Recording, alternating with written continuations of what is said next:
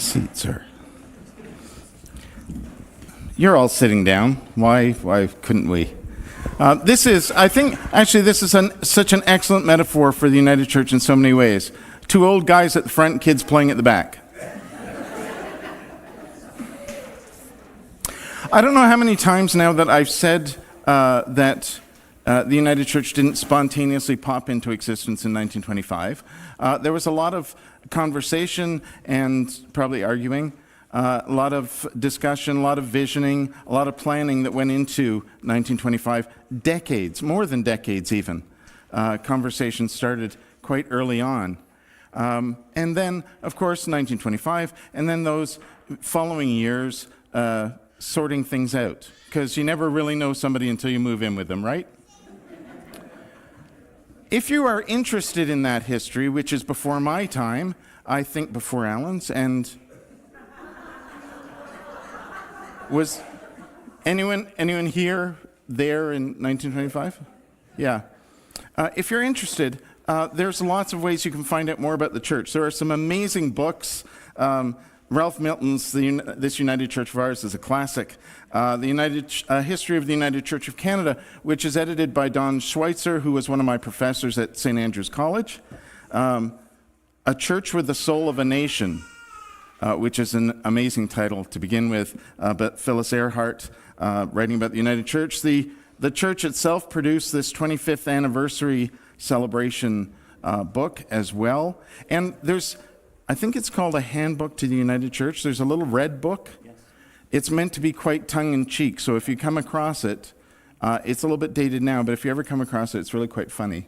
Because, we're not above making fun of ourselves, right?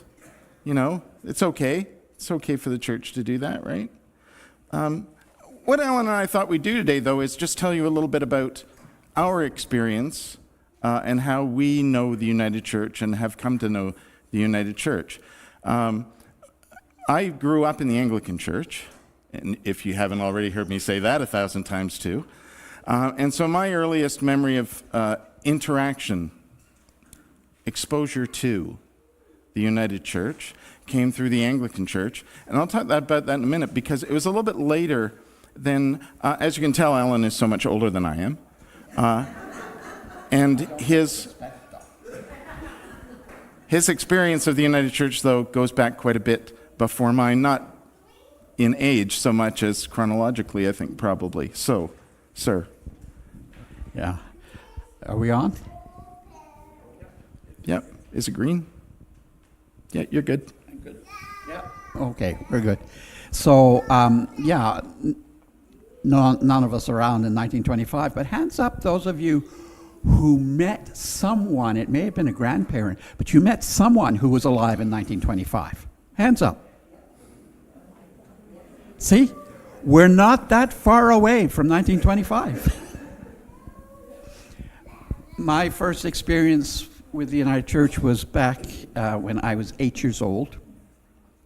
My family, my father was Methodist and my mother was Catholic, and we went to Methodist church, but we came to Canada when I was 8, and we arrived in Montreal in Quebec. We arrived by ship, not by plane, as many people did those days. And we got off the ship, and we had a couple of trunks and a couple of suitcases, and that was everything we had. And I still shudder for my parents, how they did this, because we had no address to go to, no jobs to go to. We were just there off the ship. And the United Church of Canada had what was called the Department of Home Missions, and they had an outreach program that came down to the harbor and met immigrants, newcomers to Canada. And pretty soon we had a temporary place to stay until we could find an apartment to live in. We had some food right away until we could get ourselves together. And before long, Mom and Dad had their jobs. And one of the things I remember was the woman representing this group coming round to our suite in the apartment hotel and bringing a basket of goodies, including a bottle of Canada Dry. And I cannot drink Canada Dry without remembering her. For us, that was a significant move, and I still shudder to think how my parents did it. But for us, it was easy. We were white, we were European, we were bilingual. Mom and Dad had training, they could get jobs easily. We soon found a place to live. But it has struck me how back then, and the church was only 43 years old, the church could reach out to people coming into Canada, and that reaching out with an act of hospitality to immigrants has continued time and time and time again, and continues even now. So that's a piece of the tradition of the United Church that I got to know firsthand right away. Awesome. Cool. You? Mine was a little bit more indirect, I think. When I was 15, some of you might remember this, the United Church of Canada and the Anglicans were talking about union. They actually came to a point where they actually had a deal. It was called Plan of Union. Does anybody remember this? It was in 1975, 1976, I think. And it went to a vote, and the United Church passed it and agreed to it, and the Anglican Church votes differently because they vote separately, the people and the clergy and the bishops. And the people and the clergy voted in favor, and the bishops voted against it. And so it was killed. Yeah. And my dad was friends with Ted, call me Ted, Scott, who was the primate of the Anglican Church. And I remember how disappointed Ted was that didn't go through, how disappointed he was in the bishops, that they defeated it, because Ted was a real people person. And it was all, for him, it was all about the people. In fact, in retrospect, now that I think about it, Ted was the most united church Anglican I've ever met.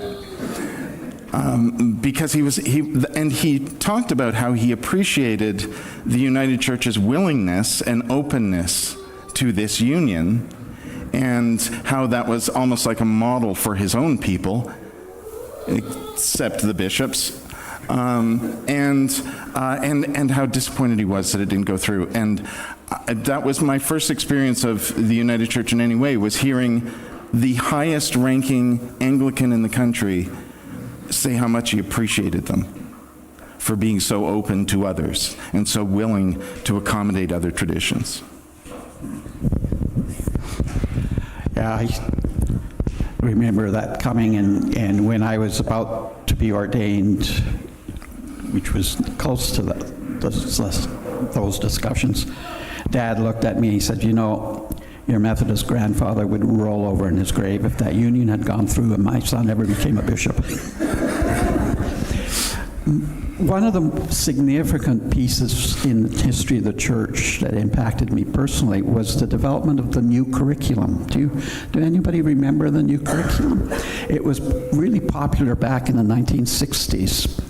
And what was new about it was that it was an attempt to introduce the stories of the Bible for people in kindergarten, junior, intermediate, senior. Imagine we had Sunday schools with those grades, and adults. To introduce Bible studies, but in a way that also acknowledged contemporary thinking and contemporary thought and contemporary experiences. So as a high school student, this was fantastic. I didn't have to park what I learned in science and history and psychology at high school. I didn't have to park that at the door when I came to church. I didn't have to park it at the door when I picked up the Bible to read it. I could weave those things together, and I could weave them in the context of, this is the 1960s, and the Civil Rights Movement, and the war in Vietnam, and somehow I could weave all that together as having some meaning. And most important for this new curriculum, it was called The Word and the Way, was that we take what we learn and we live it. And at the heart of that was to live lovingly, openly. And that influenced how I approach my ministry studies, and it's influenced how I've practiced ministry, and it continues to influence me in who I am today. What was significant for you? Well, I don't know if you, so just following along that the union thing with the Anglicans, there was something that did come out of that. I'm sure we all remember the Red Hymn Book, or as most people refer to it, the Horror.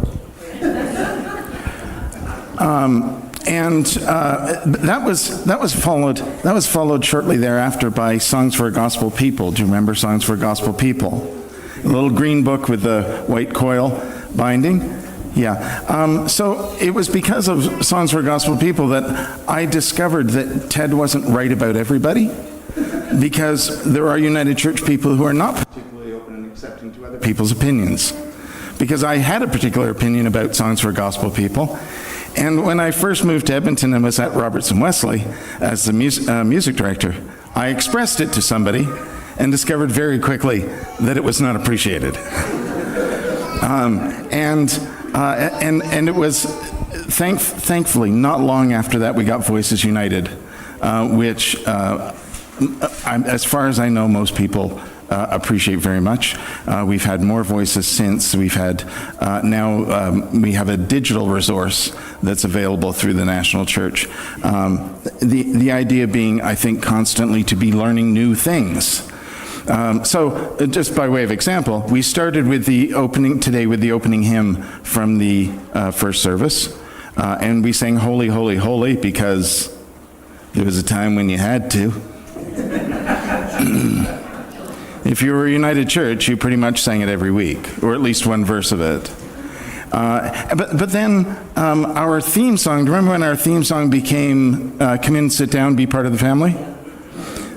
And that then has kind of evolved into, I think, "Draw the Circle Wide" is kind of the one now that most churches will identify with being a United Church kind of a song, which is interesting because it was written by an Anglican. Anyway,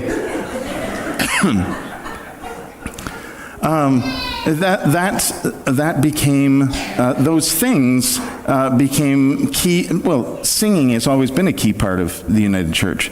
And once we got to Voices United, though, it was interesting because people had a fairly united opinion about the hymn book. Part of that opinion was, why did they change the darn words? But still, we had a fairly united opinion about things. Unfortunately, that was also in the era of some things that we didn't always have a particularly united opinion about, but were difficult things that we needed to address and deal with. And that doesn't just mean, I know you're thinking to yourself, he's going to talk about 1988. I'm not. Because we always talk about 1988 as if that was the one thing that happened, was that ordination was now open to everyone regardless of sexual orientation. But other stuff happened. Sang Chul Lee was the first moderator of Asian descent. There was, wasn't there a motion about, that was the beginning of the well, not the beginning, but there was a motion about apologies to Indigenous people.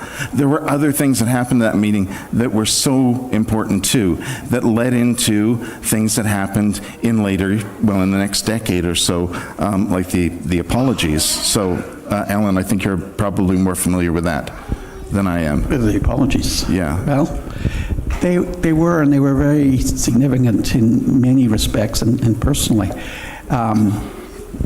We were, when we created the United Church in 1925, we inherited the residential schools that the Methodists and Presbyterians had been running. So we had residential schools in our care and our staffing until 1969. And what happened was that we had a woman from British Columbia who was from one of the West Coast nations, Alberta Bailey, and she was really active in the Port Alberni United Church, and she came to the General Council executive meeting, wasn't invited, and she went into, and she says, you know, and she talked to them about the residential school experience and the impact, and said the United Church needs to apologize for this. We got around to, I think it was 88 or 86, that we apologized to Indigenous people because we had so misunderstood them. we apologize that we had not recognized that they had a relationship with the Creator God, that they had ways of living in relationship with each other and with the land. And we had tried to take that away from them and to turn them into people that were just like us, white middle-class folks. And so we apologized for that. But about 12 or 13 years after Alberta Bailey made her pitch, we finally got around and said, we are really sorry for the role we played in the residential schools. And we worked on living out that apology. We were among the churches, including the Anglicans, who called on the government to institute the Truth and Reconciliation Commission, who called on a reconciliation fund, and we have that. And what's happening today, with its bumps and grinds, what's happening today is that the Indigenous congregations that are part of the United Church and the Indigenous ministers who are part of the United Church, did you know that? We do have, are forming a group within, a circle within the United Church of Canada, so that they can learn to make decisions in their Indigenous ways, not with parliamentary procedures. So I think we might be more at home with that. And to honor their spiritual traditions. And for me, this is part of the hospitality and the two-way street of hospitality, being inviting and open to others and finding they're inviting and open to us and learning from each other. And I think that's going to have more and more of a role for us as we pivot around and look to the future. Mm-hmm. Mm-hmm. Yeah. Yep. It just occurred to me as you were saying that, 88, 86, and you might be thinking to yourself, how could that possibly be 2 years apart? There was a time when General Council met every 2 years instead of every 3, which they have now for, well, since mid-90s, I think. And executive handles everything in between those meetings. There is a meeting of General Council this year, which is in Calgary. Next month. I want to say it's in July. Is it in July? I think it's in July. Is the next meeting of General Council. The administration of the church has changed over time too, obviously. But it was in, I think, 2015 that we changed to the idea of having regions instead of conferences and presbyteries. We essentially changed from a 4-court structure to 3. And we are in Chinookwiin's region of the United Church. There's so many. It's funny how we do tend to focus on like the big things that stick out. You'll remember, for instance, the General Council recently where they decided to divest the United Church of Canada from any investments in fossil fuels. That went over really well in Saskatchewan and Alberta. But it was a challenging thing, but it needed to be done. And that's one of the things I've appreciated ever since, like, listening to Ted talk about how open the United Church was and how people-oriented it was.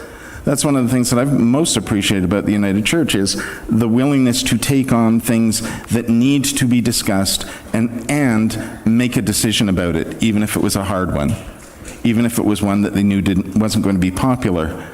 But when you look back, those decisions have been unpopular in the moment, but have come to be pretty ordinary now.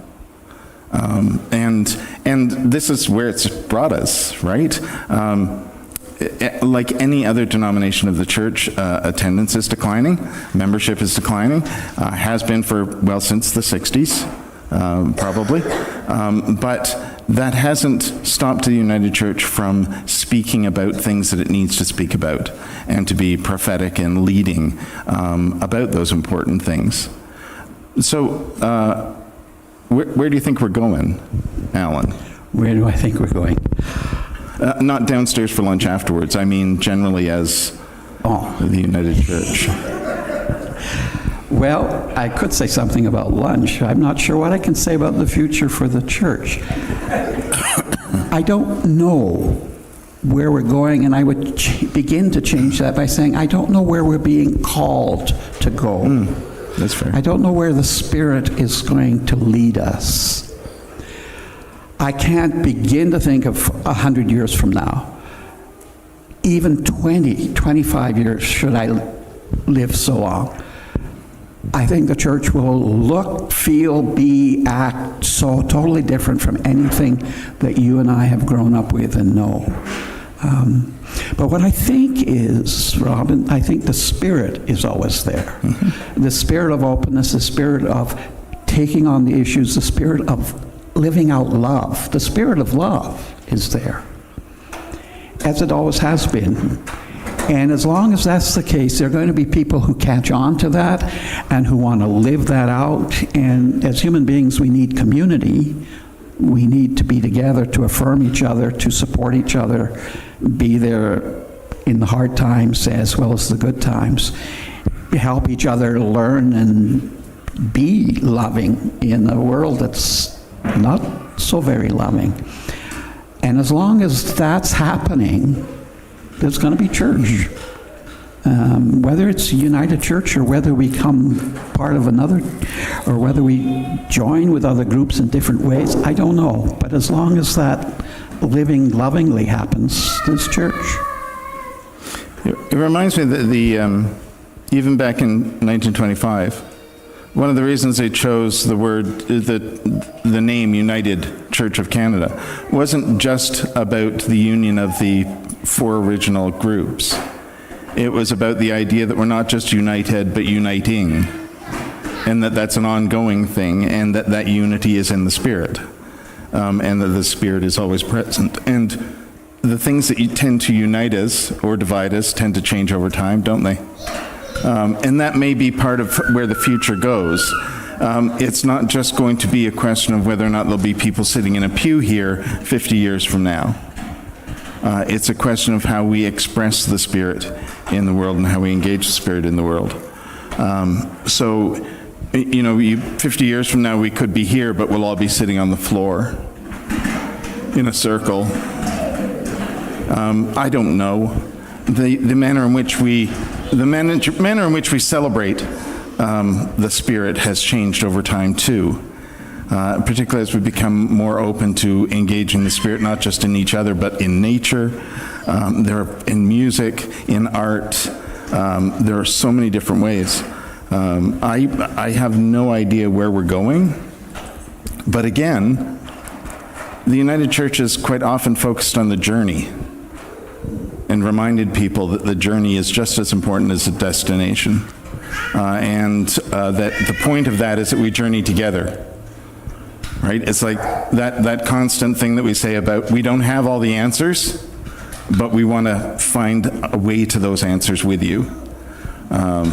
It's the journey, I think, that's going to be important. And as I say, I don't know where we're going to go on this journey, but for whatever time I've got left, I want to be part of it. Mm-hmm. And I hope you do too. And I hope that you get to carry it on beyond what you and I are able to do. Yeah. So I think that's an excellent segue into the next hymn, actually. So the first 2 hymns were from either from the original service or from the history of the church. The next hymn is one that we've come to, I think, embrace. A lot of United Churches, a lot of churches generally, have come to embrace because it expresses where the church needs to be, which is not confined behind lines or in a box or whatever expression you want to use. And then, of course, we'll have to sing Draw the Circle Wide at the end, because you have to. But My Love Colors Outside the Lines.